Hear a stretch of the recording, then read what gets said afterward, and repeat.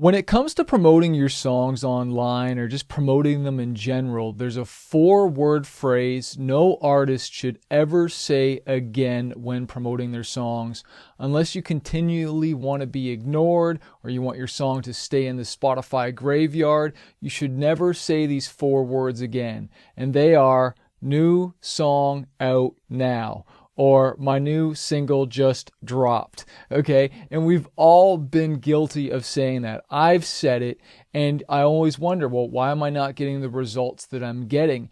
And I don't know about you, but I like things that work, that actually work to promote and market my music. And what I've learned is when posting and promoting my new songs, there's small little hinges and little tweaks that have made a huge difference. And so I want to go over those today. My name's Chris, also known as the artist Manafest. I've been doing music for like 20 plus years full time. We've toured over 22 different countries, played, thousands of shows, and I've got over about 250 million streams on Spotify. And so when it comes to promoting your songs on social media, instead of just saying my new song is out now, or the new single or new album just dropped, go stream it, that's just white noise. But what do you say instead? Well, for me, one song we said, we made the caption at the top because like I'm performing in the video, but what is it that we say at the top of it to grab their attention? What is it that we say in the little caption below where you can say something about the song, which is normally my new song just dropped, but we need to give a bit more context to it. So one that's really worked well to the point that we even started running ads to it was use this song to heal a broken heart, this is what 2 a.m. creativity sounds like. You know what I'm saying? Or sounds like Eminem meets Linkin Park, right? Like all of a sudden I'm giving context to the song and it gives me a different emotion or a different feeling, right? Sometimes we'll put, this is for fans of, right? If you love Drake in The Weeknd, this one's for you. And you can start to use other artists as comparisons to kind of bring you into their world. Another one of my favorite caption is, did I just drop the heaviest genre track yet? So did I just drop the heaviest rock song yet? Did I just drop the most honest song yet? This might be the most honest song I've ever written. This is the anthem for hip hop fans you've been waiting for. Another one is, can anyone top this level of whatever energy, right? Tag a friend who's struggling with depression right now. Send this song to someone who's going through a battle right now. Like that's a great one. The whole send this song to, and then whatever the emotion is, right? I had this one that I wrote, I wrote this song because I battled with mental health. I wrote this song about losing my father to suicide. Facts tell, stories sell. And I said this in my Spotify 5-day challenge the other day, is that just because it's free doesn't mean you don't still have to sell it. You still have to sell the song. You have to sell the story behind the song. You have to sell yourself.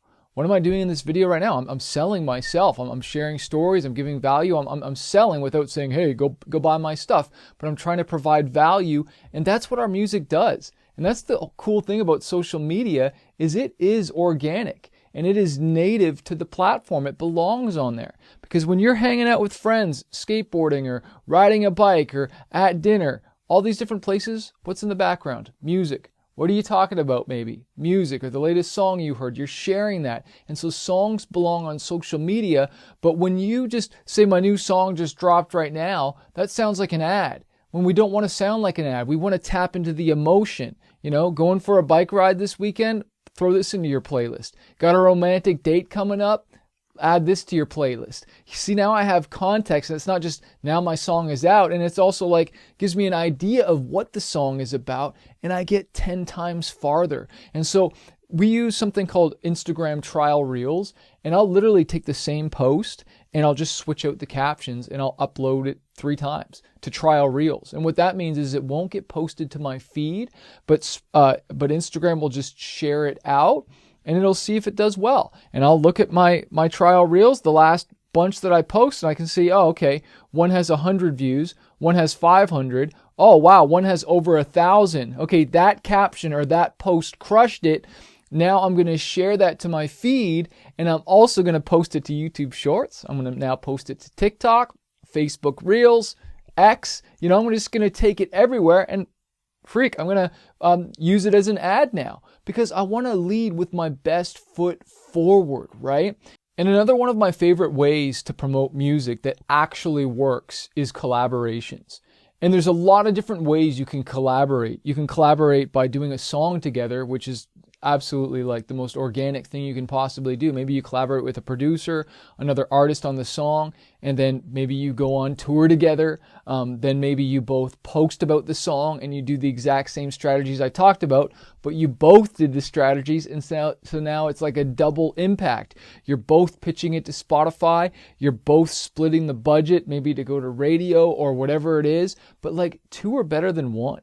And again, I shared this on my Spotify challenge that like the Bible talks about if one can put 1,000 to flight, two can put 10,000 to flight. And it's the whole concept that, alone we can do so little, together we can do so much. And if I can get 1,000 streams by myself, well, if I work with somebody else, I can get 10,000 streams.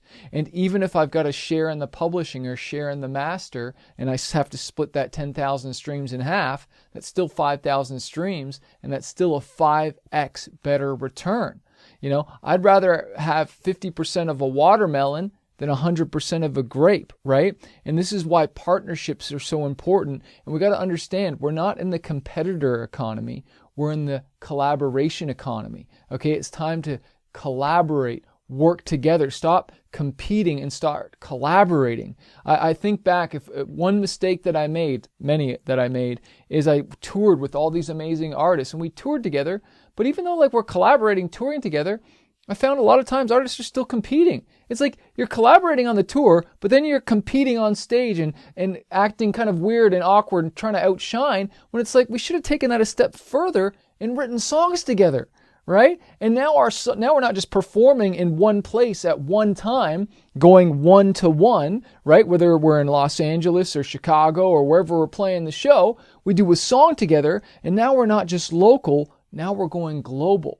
You see, one of the biggest mind shifts when I started collaborating with people is I'm not going one-to-one anymore. I'm going one to many. I'm not going one-to-one. I'm going 1 to 1,000,000, right? And they're tapping into my social media.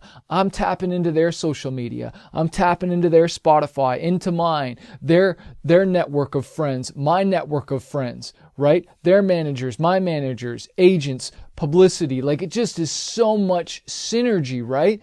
But like, when you even look at the foundation and why I love collaborating with people so much, and even just producers, is like, man, the way they can write a song, the way they can come up with a melody, and we just get a better song. Most of the time, 90% of the time, we get a better song by bringing other people because they see something else that I didn't see. And I'll never forget on this one song that we did, I came up with the song, the hook, the original idea, but I'll never forget my friend said, hey, why don't you change this in your verse? Why don't you change the lyric to that? And I was like, man, that's right. That's a much better idea, right? Why don't you chop this word out and say it like this? And I was like, man, that made the song so much better. But I'm so close to my artwork, sometimes I don't see it. And so having that outside feedback is just priceless. So let's just be honest. We're so close to our stuff, right?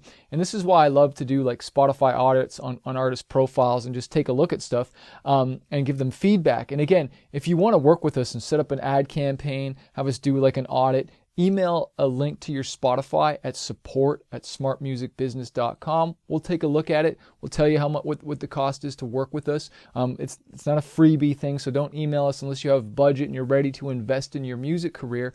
But man, not only do I love critiquing, I love it when someone critiques me and it's like, Chris, you haven't done this yet. You haven't done that yet. You missed out on this. Like I'll never forget when I did a collaboration with an artist and it came time for the song to release.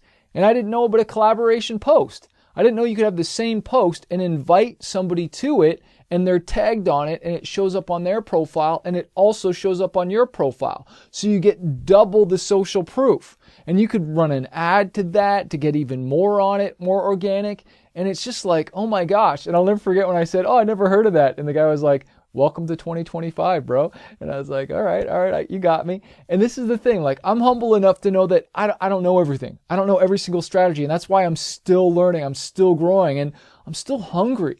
You know, Les Brown says, man, you got to be hungry. You got to want this. You got to want it so bad, right?